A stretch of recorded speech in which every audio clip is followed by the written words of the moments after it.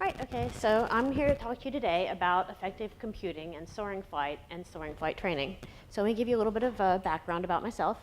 I'm a principal engineer at the Walt Disney Company. I work there on projects dealing with social technologies and human-computer interaction. I'm also a doctoral student in computer science, and that's kind of what I'm going to be talking today, the research that I'm doing as part of my dissertation. I've got a long time interest in emotion and cognition. A lot of us tech people are not real great at the touchy-feely stuff, so it's been kind of, sorry. And we're not real good at communication sometimes. I'm also an avid pilot. I fly airplanes, seaplanes, hang gliders, sailplanes, and gliders. And I've got a personal interest in flight safety that I'll get into a little bit later. So my dissertation research, it is a study of the feasibility of a realistic virtual and augmented reality soaring flight simulator that adapts realism based on real-time analysis of pilot affect, mental state, physical state, task performance, with the goal of optimizing training efficiency and soaring task performance, which is a whole lot of words. So what the heck did that just mean? So to really kind of understand what my dissertation is about, I'm going to talk real quickly about what is effective computing. It's not making computers work better. It's something completely different. And I'm going to talk real briefly about what soaring flight is and why it has kind of unique training requirements. And finally, why is there even a need to do this effective soaring thing? So affect, what is that? Affect is experiencing and feeling emotion. So feeling angry, feeling sad, feeling scared because I'm looking at a room full of people. So what effective computing is, it's a scientific study that actually came out of that little tech school down the river, their media lab, a woman named Rosalind Picard. And it is the study of technology that recognizes human emotion, can analyze human emotion, and respond or simulate to emotion. And you might not realize it, but effective computing, then we can put numbers around it, because we can measure some of the things that show us how we're feeling.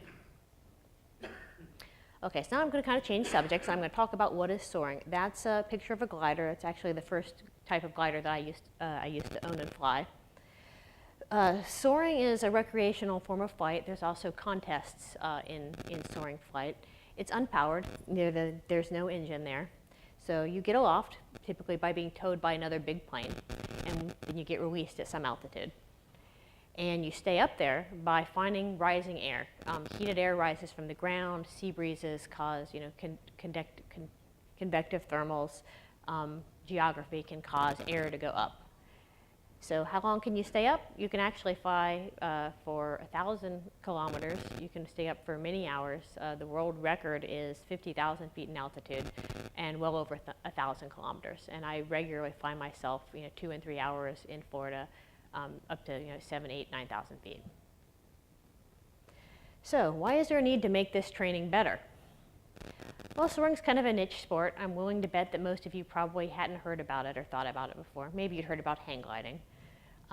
It's got a lot of unique challenges around it. There are things you have to think about with an unpowered aircraft that's kind of dependent on your environment to stay up in the air.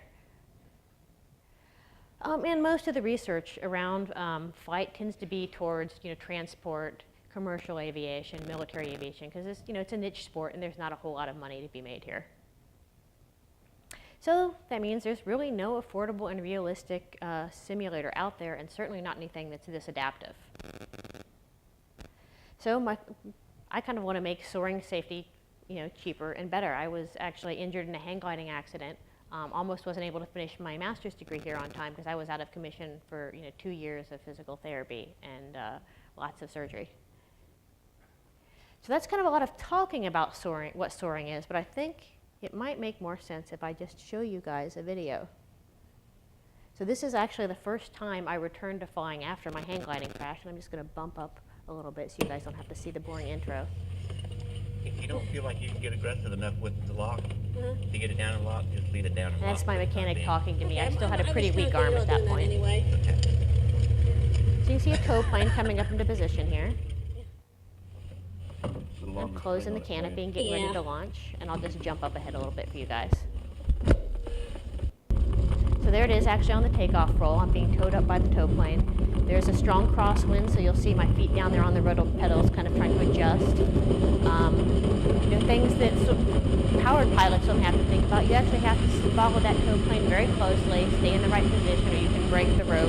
So there's a lot of things you have to be aware of. When is it safe to turn back to the runway if the rope breaks? These are all things that you don't necessarily want to practice when they happen. You want to be able to practice these types of things in a simulator. Okay, let me turn the mute the volume there. Sorry about that. Is that better? Okay. So you can kind of see, there's a lot of motion when you're flying around the air like that.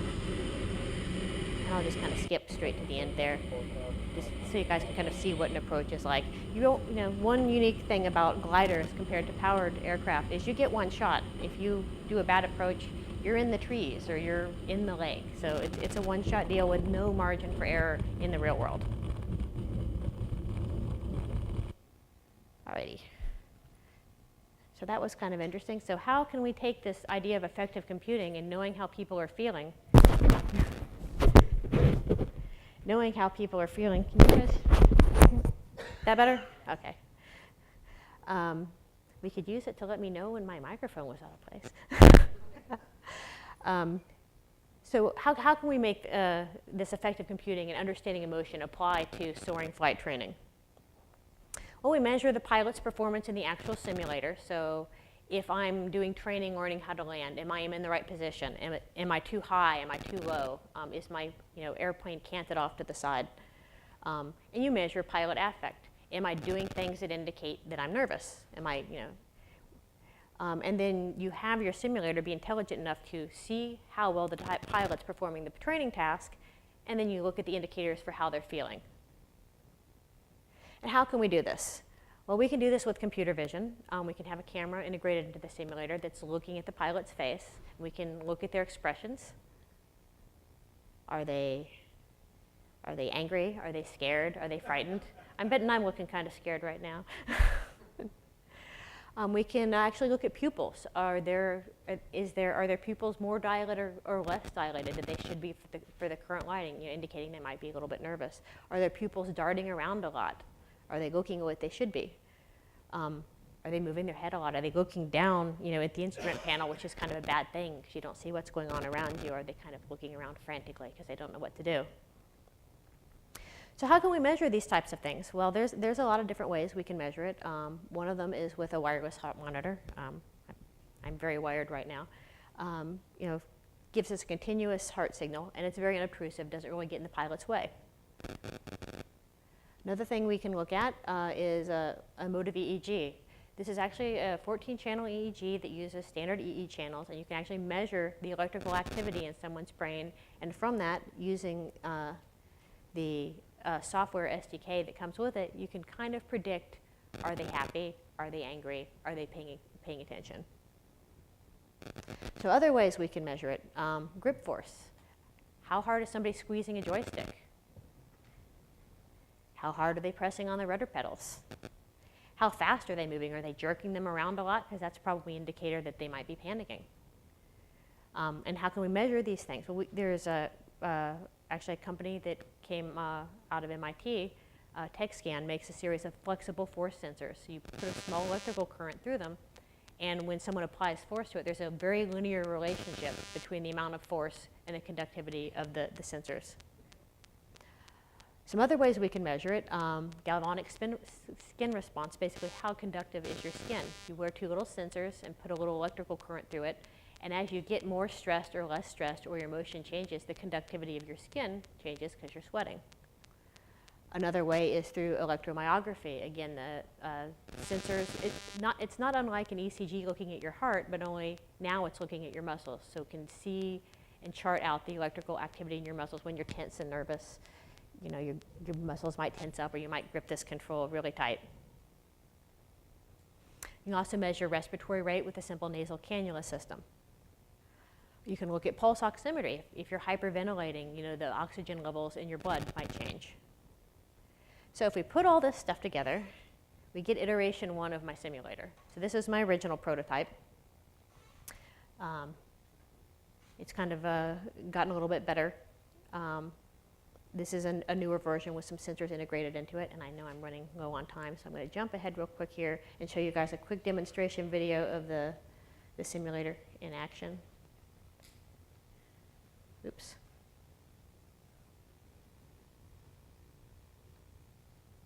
Does not want to play. All right, well, I guess I'm not going to show you the video of the simulator in action. So this is kind of how it all fits together in terms of a very high-level architecture. I've got the simulator system. I have a module I call the master control program that has two-way communications with the simulator and communicates with the effective agents on those individual sensors, letting it know how, what my physiological state might be while I'm flying the plane. And it does things like, I'm having a hard time landing, I'm too high. It might tell me I'm too high. Or it might take control of the rudders because maybe I'm turning badly. So it does things to make the training easier if you're doing badly, make the training harder if you're doing well, and gives you some indicators of what might be going on. And actually, here's the demo video here at the end. This And is the this is next pretty quick test because I of my know Anna's giving me the simulator. eye Now there. I have the monitors calibrated and aligned. The instrument panel fully functional kinda now. Jump up a little bit. So you can see the takeoff roll here. Looks, somewhat similar to what you saw in the introductory video. And this gives an opportunity for people to kind of get a sense for what's normal. Maybe the first time they fly a glider, they don't realize how noisy it's going to be, how bumpy there is. There's actually haptic feedback in the system, so as you're rolling down the runway, that the cockpit that I'm sitting in was vibrating and shaking a little bit. And I'll just kind of jump ahead to the end. Over there, above you or runway behind you. Yes. All right, so a little more air brake. And so, gives the opportunity for people to practice that landing so they don't misjudge and end up in the trees. Hold it off. Hold Right, so this is my last slide. So what are my long-term goals with this? I want to make an affordable system that could be used by flight clubs, training schools, or even people that are into competitive soaring to let them learn in a safer environment with fewer distractions where it's okay to make a mistake.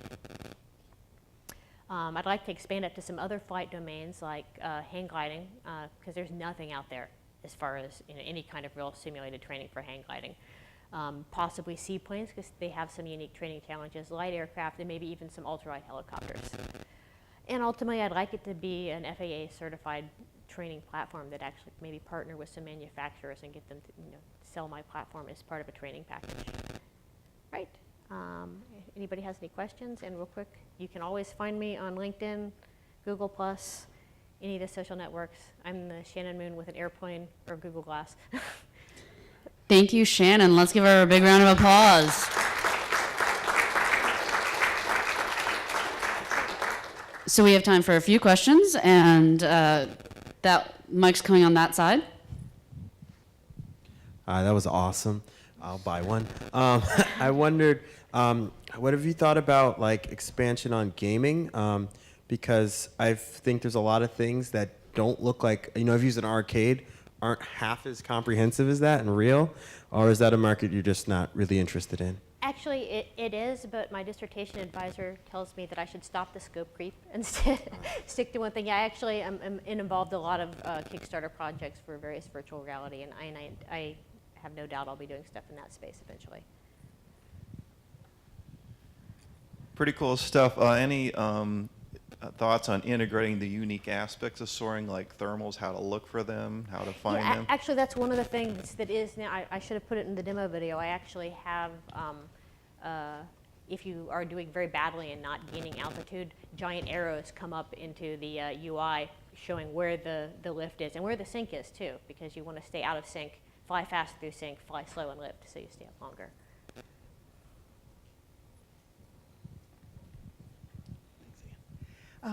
Does the tow plane stay with you the whole time, or does it release at some point? Yeah, they let you go typically around 1,000 to 2,000 okay. feet, depending on your experience level, maybe higher for training flights. All right. But typically, on the flights I take in Florida, which has kind of mediocre soaring, Right. I get a tow up to about 1,000 feet, and then usually I'm able to thermal up to 5,000, 6,000, 7,000, 10,000 feet. But what happens to you when you get up there and then all of a sudden you lose your lift?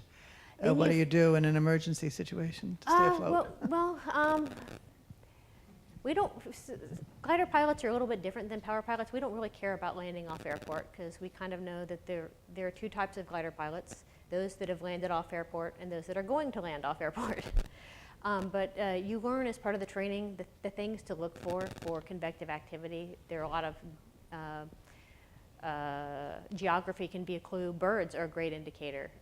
And there's a lot of advanced forecasting techniques that you learn to figure out where the lift is likely to form and how likely it is to stay around. We have time for 2 more questions. Yeah, I was just going to ask, just to give an idea, what's the, how far can you, what's your glide ratio? In other words, how far could you glide if you drop a foot? How far do you move forward in a typical sailplane? In the most high-end modern sailplanes, it's about 60 to 1. So if you're 1,000 feet up, you could, in theory, fly 60 miles. Most of them in the open class competitions, or that you'll see around Flight Clubs, tend to be in the 30 to 40 range. The one that I was flying there is 42 to 1, and that's when you're completely clean, no bugs. You know, any bugs splatter on there, and you'll slow down a little bit. And for our final question. Thank you. Yes, that's just for your simulator is just for training, correct? That's correct, although I want to actually take it also and use it for augmented reality applications within this soaring, within an actual airplane, to give people indicators that maybe, hey, your flying's getting bad, you might dehydrate it, because dehydration actually is the greatest single cause of accidents for sailplane pilots. Really? And I was wondering how all that, it's great, all the wearable technology to tell you what's going on, but I couldn't understand how that was significant if you were just in a studio or somewhere. Yeah, I mean, for training purposes, it lets you it kind of has two things. Like I said, it lets you adapt the training to make, so you can keep your students from getting too frustrated.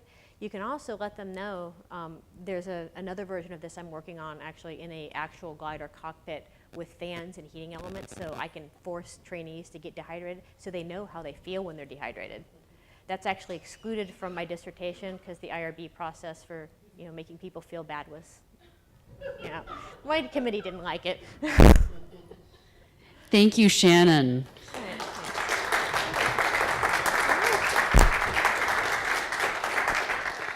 I want to thank all of you for coming to the Innovation Symposium and to Reunion and Alumni Weekend. Let's give one more big round of applause to all of our presenters this weekend.